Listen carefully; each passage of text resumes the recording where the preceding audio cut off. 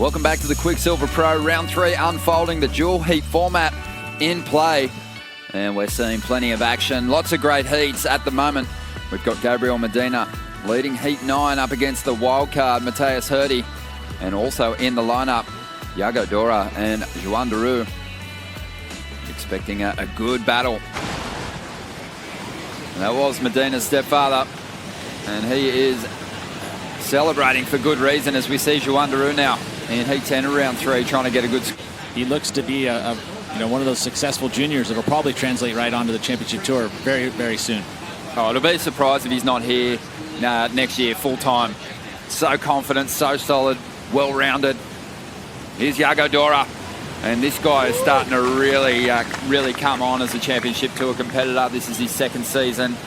Funny, this event last year, Pete, he just looked so out of sorts in his rookie campaign here at the Gold Coast, but this year just looks very comfortable. You can actually see him going a long way through the draw. Since beefed things up, and his boards have also added some volume.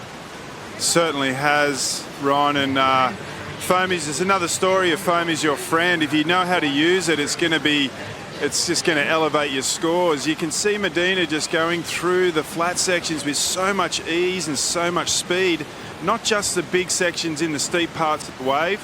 It's how he arrives with so much speed to execute that turn. And has been onto that formula for some time now. He has, and the wide point forward on his surfboard, so when he gets back on the tail, they're still really nice and narrow. And, we saw him take that little right after taking some lefts with trying to do the air reverses. Didn't work out. Just took a little right and still got a good score and got him back in the heat.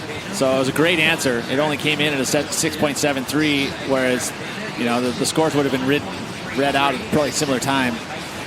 And that 9.33, and now all of a sudden it's just put Matthias in a very tough situation, Wow. Yago Dora just showing the kind of flair that has a lot of people sort of following his heats and checking in to see his performances. What it feels, you have this kind of expectation what it's going to feel like. And I'm sure it's a bit more nerve-wracking as we watch that little tail drift there. I mean, this is footwork, right? Watch all the weight transfer to that front foot, which allows him to get the pop. And then it also centers himself on the widest part of the board and rotates out of it nicely. I mean, this is not going to probably, well, it will at this point fit into his top 2. He's got some time on the clock. Still 28 minutes remaining in that 10th heat of the third round. He's up against this man, Joan Duru. Let's talk about guys restraining some of their best surfing in order to get a high percentage wins. It feels like the way that the surfing's been going in the last couple of seasons. Well, Yago Dora in Heat 10. He wants a piece of that spotlight. Medina's dropped a huge number. What can Yago throw for us on the inside? Big air reverse, almost getting that full rotation. Are we watching Red Bull Airborne right now? In his career so far, counting the 2 that he's banked in this heat. That's just in CT heats. Unbelievable. Joan Duru spinning into her backside reverse there. He's got 20.5 minutes to chase down Yago Dora, who banked a 7.67 on his previous ride. Nice section here for Joan. Just loses his board, but 20 seconds remaining for Matthias Herdy and chasing a 19.13, the biggest heat score total of the event. About Tahiti, all those types of waves. I mean, Fiji and Tahiti, he was so comfortable right out of the gates over that. He's the best. He was one of the best, yes. And in conditions like this. So he is one of those guys that can win any event on tour, and that's what world champions have to be able to have. Yep, 100%. I think you brought up a great point there. I think that Medina, even though he might not be considered the best at Pipe and Tahiti, he's definitely the best competitor at both venues. A little tentative in the approach. Here, you can see he's really driving through those moves, and the electricity he carries there, that's where he's actually had the most growth in that year. He's packed it all in, and now he's a very mature surfer here on the championship tour, and you expect some great success from him. Yago Dora up at the moment. He has moved into the lead. Built a pretty healthy heat score total when you reflect on some of the totals that have won heats through the earlier round so far. Sitting on 14 points, he'd be pretty comfortable with that.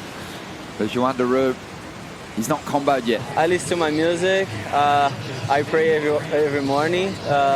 So yeah, I have a lot of confidence when I'm competing. And it's been like that, you know, all this last few years competing and surfing. Kind of been watching the sort of modern style of surfing more so. So slightly boxier stance, but it allows a different kind of balance. As we see Yago Dora, probably the perfect example of that modern style and approach. It's the centered style of the feet, right? Whereas you can see Jordy, there's that little more pressure on the back foot, which allows it to have that quieter style.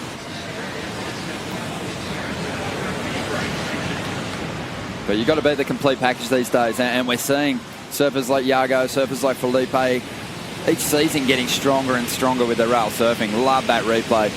I mean, again, he's in the air with the board, but just putting a tail down first or a nose down first or landing on a little bit of white water, all those techniques are ways to soften a landing. Well, here we go, Joan Duru. Super amped up on this one. 2 big turns to get started. Chasing a 7.21. Big sequence of solid moves. See how the energy, you can see there's that determination, and it just translates into the performance. I mean, those last 2 waves for Joan Duru, you know, he got the 7. Watch the replay here of Joan Duru, and you see how he's patient off the bottom. He's picking his spots and then just accelerates and explodes into maneuver. 3 solid turns. And it's actually the birthplace, the Gold Coast, of head-to-head surfing, thanks to Peter Druin, who was the architect of that format. It unfolded or was introduced at the Stubbies up at Burleigh Heads. But we're kind of enjoying having head-to-head competition while having lots of action as well, as we see Yago Dora stop a big one. He likes that. He wants to score. Yeah. So he was tripping because it did turn the heat for Joan Duru in that last exchange. The 7.57 put him out front. So now, does this go above a 6.9? Pretty lofty air.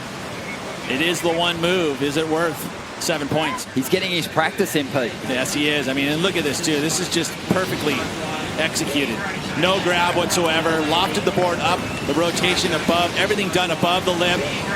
You know, a lot of times you'll see those air moves and the board doesn't rotate until you get down below the lip. But he does, look at that, the board all the way around above the lip and then lands. So that's difficult to do. I would have to say that this is going to be the number. And he's going to get the number, and he's going to advance through. He's also looking at an insider here. So without priority, picks this one off, launches the backside air reverse, can't quite bring it down. I was touching on that head-to-head format that Peter Druin brought to the championship tour, though. Duramba Beach, there's, you know, 3 distinctive regions in which to catch waves. So you could conceivably run 3 heats all if you really wanted to. But, you know, and the fact that they get to move anywhere they want throughout the lineup as well, which is great. Well, Heat 10 came to a close. Yago Dora got the number that he needed to jump into the lead. Joan Duru out of the contest.